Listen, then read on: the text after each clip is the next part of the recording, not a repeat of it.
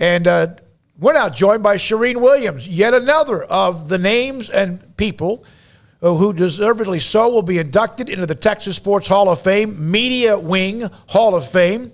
We've heard from John McClain, Brad Sham, Randy Galloway, and now Charean Williams, Pro Football Talk and a longtime columnist who's covered the NFL. Charean, what does this mean to you?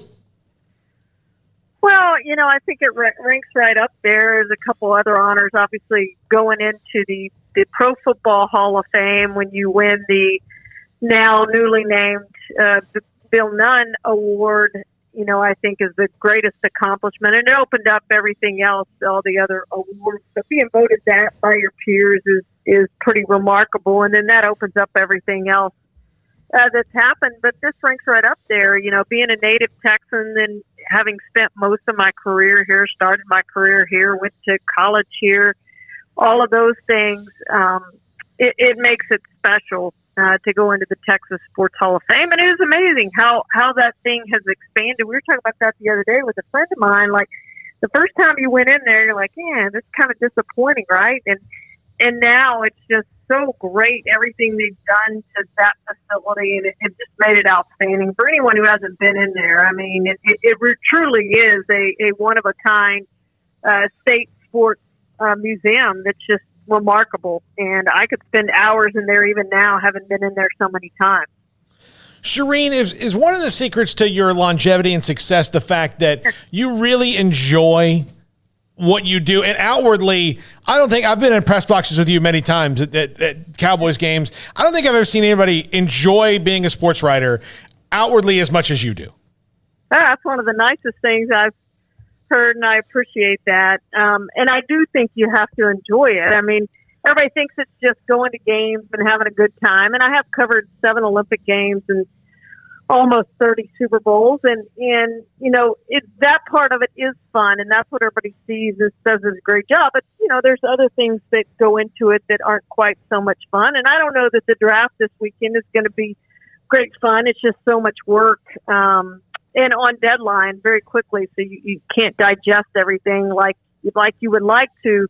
But, there are certainly worse jobs to have and to do, and this one I would say isn't really a job as much as it is most of the time. It's a lot of fun, and you should have fun when you're going to the games and hanging out in the press box and getting paid to cover games. I mean, that is fun.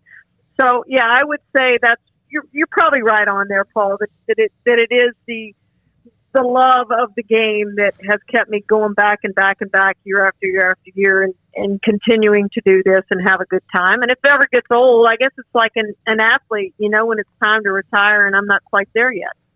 I know you're close to a lot of the others who are being inducted, but you and John McClain have an incredible, lengthy trust relationship, and you've traveled when you've gone to these events. We went to lunch on the Hudson River with you to get the lobster rolls. How much does it make it even more special that he's going in with you at the same time? Yeah, there's several. Obviously, I've spent a lot of time with Brad Sham, and then Randy Galloway was my coworker for so long, so they're pretty special to me too. But you're right. I grew up reading John McClain when I was a kid, and I'll never forget the first time I went up to him. It was at an AFC championship game, and I don't remember exactly which one. I want to say it was Pittsburgh. He always tells people it was Buffalo, but I never covered one of those championship games at Buffalo, so I know it wasn't Buffalo.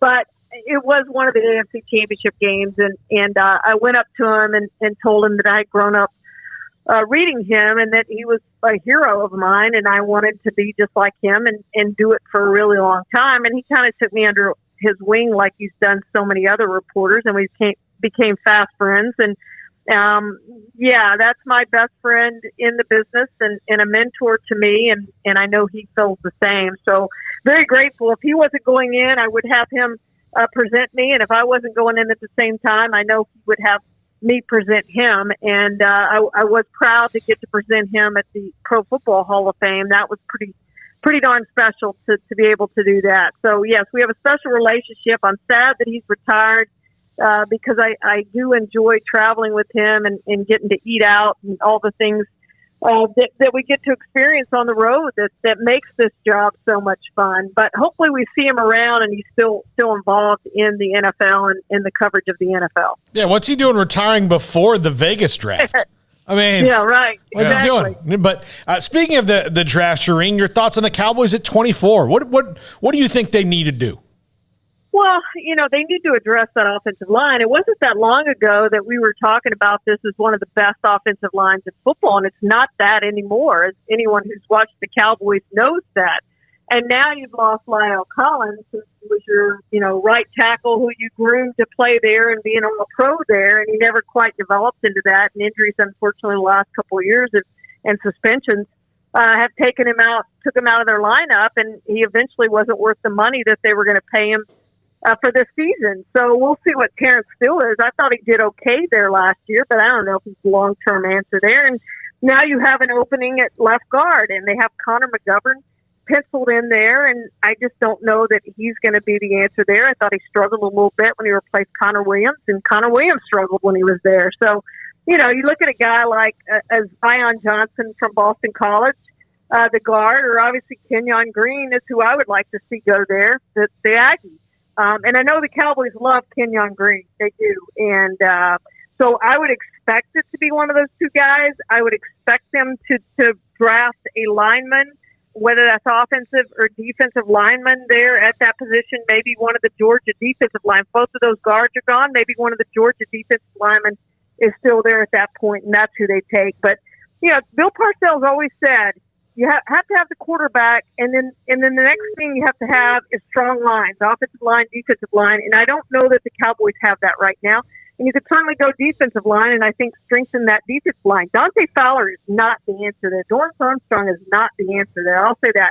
And maybe it's going to be old takes exposed, but I don't think either one of those guys is the answer. Now you're putting it all on DeMarcus Lawrence, who really hasn't lived up to that contract. They redid the contract a little bit this year, but he hasn't lived up to that contract and what he did the 2 years before that when he made the Pro Bowl team to get that contract.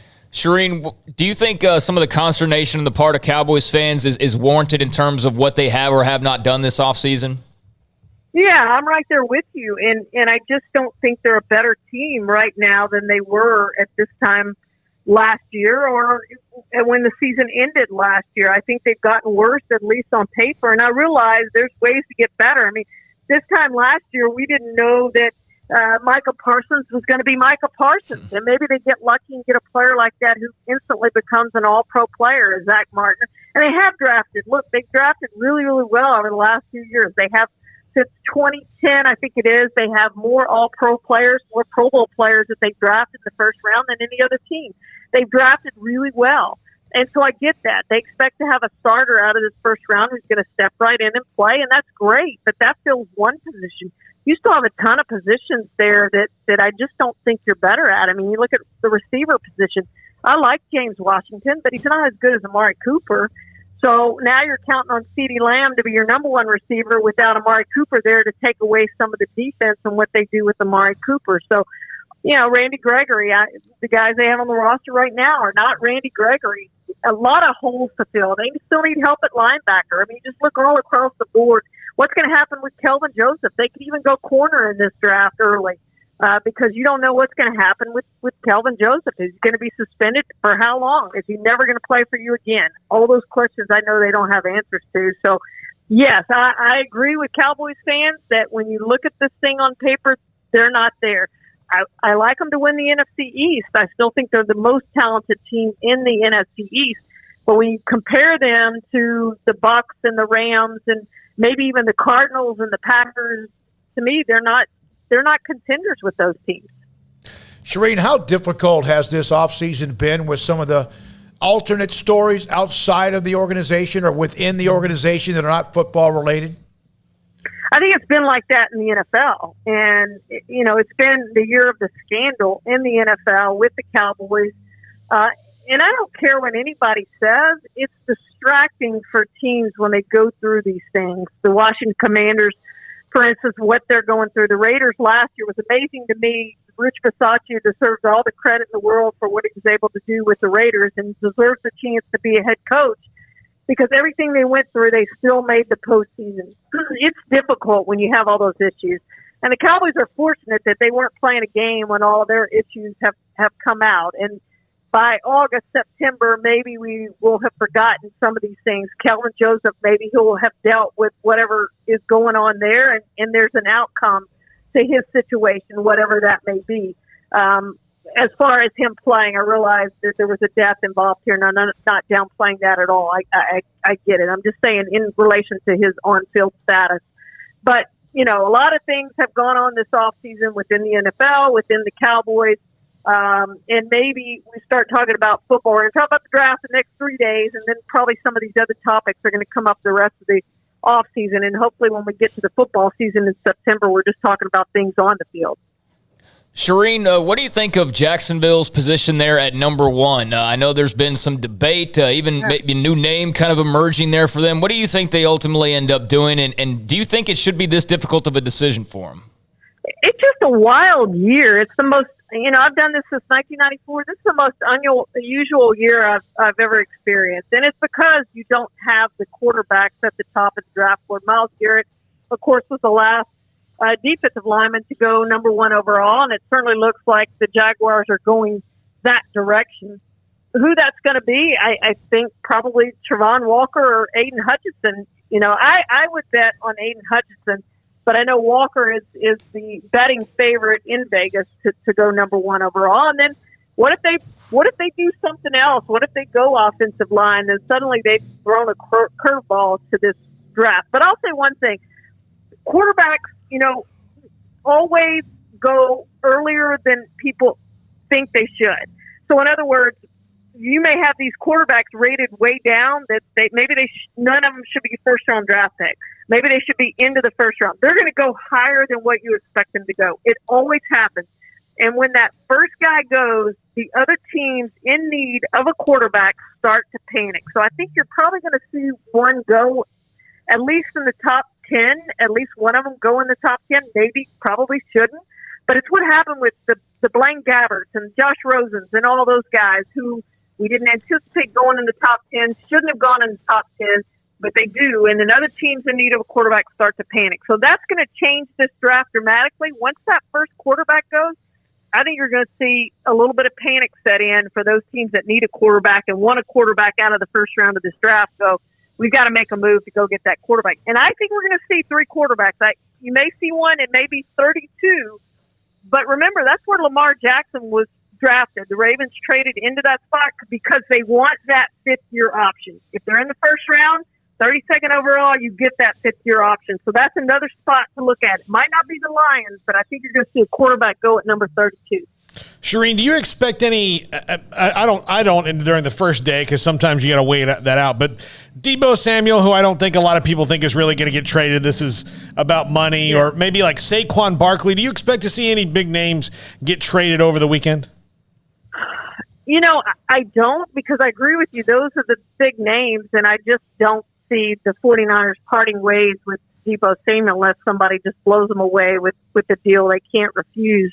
And I just don't know that they're going to get that. And so, you know, Saquon Barkley, nobody wants that contract. I just don't see that there's going to be a big deal like that go down. And, you know, maybe Baker Mayfield, maybe third day of the draft, you know, the Browns say, look, if we cut him, he's going to go to the Steelers. We don't want him going to the Steelers. Let's just give him away to Carolina or whoever didn't come up with the quarterback in this draft. And let's get him to the NFC and move on and wash our hands of him. We'll pick up, you know, a big chunk of that $18 million that he's due. They're probably going to have to take about $17 million of that because if they cut him, that's what they would have to take on.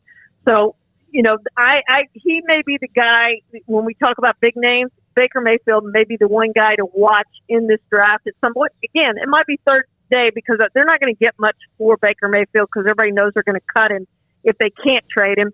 And the Browns don't want to cut him because he's going to head straight for Pittsburgh, or they're afraid he's going to head straight to Pittsburgh if that happens. Charean, thank you very much. Congratulations. We appreciate your time. Congratulations on the honor coming up on May 21st. Craig, you have anything else for her as well? But thanks for your time. Good luck covering the draft, and we'll get you on again soon, but we'll see you May 21st. Thank you, Smokey. Thank you, guys. Charean Williams, Pro Football Talk columnist, writer, has covered the NFL, is part of the NFL Hall of Fame. She and John McClain won that award that she mentioned as well. And that's May 21st. If you are anywhere around, and yes, it's the Texas Sports Hall of Fame, but the names that are a part of it. And like John said, he feels like he's the only one representing the entire state of Texas because everybody else is connected to Dallas. They are in every way. And so that comes up again, Texas Sports Hall of Fame, right there basically on the entrance into the Baylor campus, right there off of I-35 and University Park. Well, what I said about Charean is very true, in that she really enjoys my favorite parts of running into Charean at games is when you go to a Cowboys game, you got to get there early to park and beat the traffic. So if it's a 3:00 kick, you're there and you get to watch all the noon games. So sitting in the dining area watching all the noon games with her is fun, so much so that I think NFL Network should hire her to do a Manning type broadcast of all the teams, and you just get to watch Charean get so excited about everything that's going on around, because she really does enjoy it. I think that we, a lot of times, no matter what you do for a living, perhaps you probably need to hear what you were just mentioning about enjoying what you do, because sometimes I think we get stuck in a rut, we take things for granted, or we just don't like what we're doing. And luckily, we have enjoyed what we've done here for the last. Doesn't mean we haven't had tough days, but we have.